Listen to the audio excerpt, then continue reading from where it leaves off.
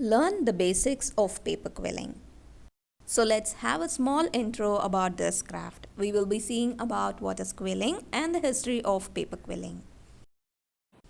Paper quilling is the art of rolling, folding, bending and manipulating paper strips to make shapes.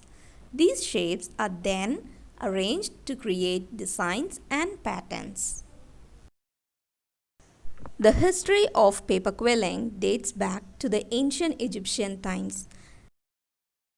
Then, during the Renaissance, that is 15th to 16th centuries in Europe, it is used by the nuns who decorated religious items with paper strips.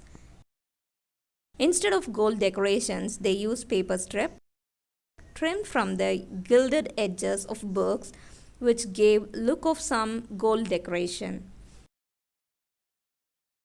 Then, around the 18th century, it again gained popularity among the ladies of leisure. They worked on items like tea caddies, coats of arms, etc.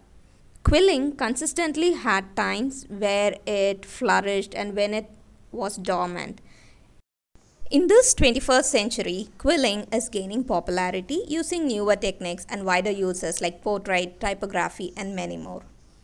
The picture I have shown is by Yulia, who is the best one among the paper artists in the world. And of course, there are so many paper quillers who make interesting pieces every day. Different ways to use quilling.